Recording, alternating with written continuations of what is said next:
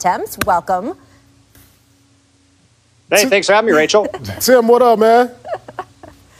Hey, P. How you doing, man? I'm good, Happy New Year to everybody. There you go. It's a Boston hello. There we go. I want to take you down to Tampa last night when we're talking about the Celtics. 40 points from Jason Tatum. Celtics rallying from an early 13-point deficit to send the Raptors to 1-5 after the game. Fred VanVleet and Kyle Lowry trying to make sense of their team's slow start. This is probably uncharted territory for most of us. I know just speaking for myself, I've never been a part of something like this. But you know, we can't hang our heads. Nobody's feeling sorry for us. I think we just need to, get a little bit more grittier, get a little bit more tougher, and a little bit more nastier, and have a little bit of a swag to us. And right now we have no swag to us. Right now we have nothing, there's nothing to us, right? We're just like that team, teams are looking at us like, all right, let's go eat. And that's not a good feeling. Tim, I mean, we're only 2 weeks into the season, and again, I want to make the point. These guys are playing in Tampa. I mean, they have been displaced more than any other team due to coronavirus. But how concerned are you about the Raptors right now?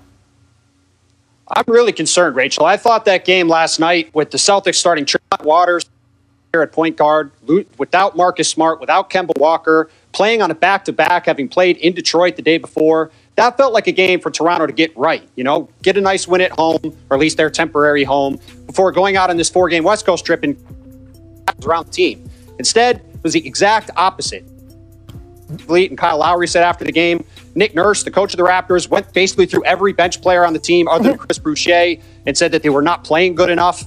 Aaron Baines, the starting center, got Pascal Siakam continues to look lost. So, yeah, I'm very concerned about the Raptors. It is only 2 weeks into the season, but this team does not look anything like the top of the East team that it was supposed to be coming into the season.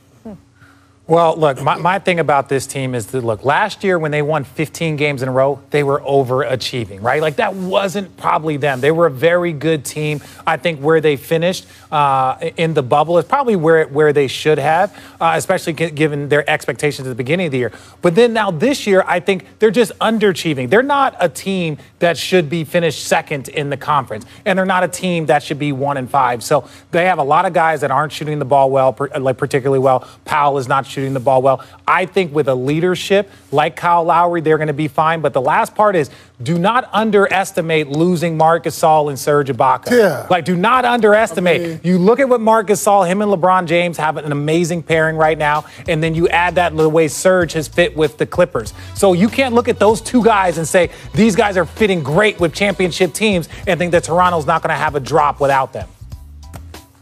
Yeah, absolutely. Two starters to a championship team. Well, Paul, let me ask you a question. Toronto keeps being mentioned in the James Harden rumors. Masai Ujiri, remember, took a flyer on Kawhi Leonard, and even though he didn't stay, it paid off for 1 year. Do you think they should kick the tires on that more, Paul? James Harden? I mean, anything they can do to kick the tires of Toronto, help. I mean, shoot, but it looked like they pushing that flat tire over there. But they are who I expected them to be. When you lose Kawhi last couple years, you lost Marc and Serge. It may be time to start thinking about trading Kyle Lowry. I mean, he's an aging vet who still can bring some value to a veteran team. Siakam he's one of the ones playing well at the start. He's playing solid. Siakam has been struggling. Yes. I mean, but he's their young star. He's who they have invested in, and start building around him. Lowry, he's a guy that can help people right now. He can help a contending team. So if I'm Toronto, I'll look at probably start to rebuild after losing all these veterans within the last couple years. Yeah. I hope that Kyle stays in Toronto just because I like it when a player bonds with a franchise the way he has. I will say that I would expect the Clippers to be pretty aggressive on trying to go after. They need more of a floor general. If guys like that start to become available, I'm curious which teams they will be visiting and whether Toronto is one of them. All right, Paul, I want to switch over to the Celtics because with that win last night, they moved to 5-3. How encouraged are you by their start? Well, I'm very encouraged for the simple fact you don't have one of your star leaders in Kemba Walker. And you've seen Jason Tatum and Jaylen Brown playing like the all-star who we think he can be this year. So this is very encouraging for the Celtics. Although I was disappointed in that loss at Detroit, but they made it. They came back and beat Detroit. But you got to be encouraged, especially for their lack of depth. Smart being out, Kemba being out, and they're right up there at the top with the Eastern Conference. Well, and what I like about, Jaylen Brown is that he's that quote-unquote, he's been that third guy now for a while, whether it was with Kyrie was there or when you had Gordon Hayward and then you had Kemba Walker. Not that Jaylen Brown wasn't a stud, but he's continued to work on his game. He's continued to add to his game. And the way he is playing now, look, the first 25 games, 30 games dictate whether or not you're going to be an all-star. Your team's record and your performance. He is performing like an all-star. Jason Tatum might be the best player, but Jaylen Brown is doing so much at a high level. It's just hard to ignore that.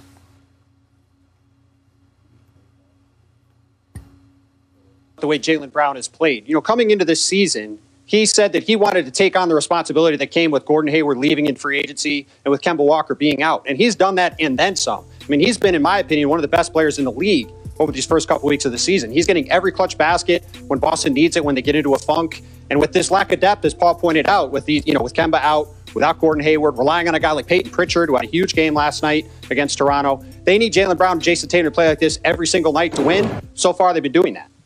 I want to switch over to the Nets because Woj reported yesterday that Kevin Durant facing a 7-day quarantine after exposure to someone who tested positive. Now, remember, KD himself had COVID-19 in May, but this is the league's protocol, and he does, if he misses all 7 days, that will include the next 4 games. So starting tonight against Utah, back-to-back against Philly, Memphis, then a Sunday game against the Thunder. So, Tim, the Nets are only 3-4, even with KD playing 6 of the first 7 games.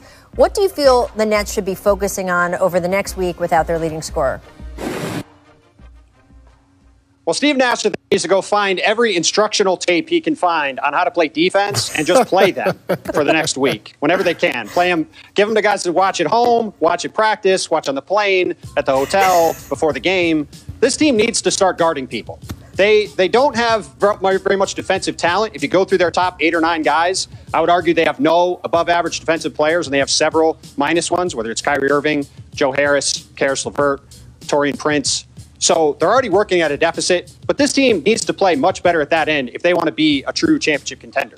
If you go over the last decade, no team other than the Golden State Warriors has been outside the top 10 in defensive efficiency. And the Warriors in 2018 were 11th in defensive efficiency. That was a team, I think we'd all agree, that had a lot more defensive talent than being outside of the top 10. This team does not have that. They have to get much, much better at that end, I think, if they want any chance of being an elite team in the East. Yeah, and look, I think Kevin Durant's best defensive years came when he was in Golden State, and that's because of the clear principles, the style of defense. He was motivated. He was up there in conversation towards the end of the year, is like, could he be the defensive player of the year? So is he going to be able to get to that same spot? I don't think so. I think for me, you have to look at the other guys. You always have to look at your team from as a player and say, where can I contribute? Losing Spencer Dinwiddie, Taurean Prince. These guys have to focus on the defensive end. If you told me all I have to do is become an above average defender and we are a championship level team, but that's what it's going to take. But that's also going to be the leadership. You talk about the leadership of Kyrie, the leadership of Kevin Durant. Can they get the other players to buy in on a defensive scheme? And Steve Nash and, look, we know Mike D'Antoni is not a defensive, monster, but they need a lot of guys contributing on the defensive end, and they're not getting it. Yeah, you don't have to have individual great defensive players to have a great defensive team. You just need a great infrastructure on defense. I mean, my Boston Celtics team, we didn't have individual great defenders outside of Kevin, but we had a system in place. But also, I've been watching the Nets this year, and I think they have to do a better job at staggering their stars, too. Mm-hmm. I think Kevin or Kyrie needs to play with the second unit. I also believe Jared Allen should be starting. I mean, I think he's a huge key to what they do defensively. And so I think it's just minor tweaks in what they need to do with their lineup as far as staggering minutes with your stars, getting more time, trying to find more minutes for Jared Allen in that starting lineup also. And I think that'll help their defensive performance moving forward. Tim, what's the politics right now on Jared Allen starting? Well, DeAndre Jordan is friends with Kevin Durant and Kyrie Irving, so he is starting. There's little doubt to me that Jared Allen is the far better player, and he should be starting, and Paul is right. I'm sure Richard would agree, whether he'll say it or not. And that just doesn't seem like it's going to be the case, and that's, to Paul's point, that's one of the tweaks that should happen. It's all about who your friends with. It's all about who you. It's all about who your friends with. Why are you pointing at me? Anyways. That was fantastic. Tim, thank you so much for joining us. I will say that as soon as they fired the coach, DeAndre Jordan was starting like the very next. Hey, listen. Richard Jefferson was friends with LeBron. Who? Therefore, he got on the team. I don't like that dude. You know what I'm saying? Therefore, he made the team. People, he had 1 foot out the league at that point. But are you kidding? He's I held on as long as I could. Poor Tim has no idea what he's gotten into. Here's what the joke recommends for today, friends. Baxter Holmes revealing how the additional protocols are adding extra strain to the NBA's team health officials. Keeping the players safe has created more difficulty with keeping players healthy. We will discuss this more after the break. This is legendary.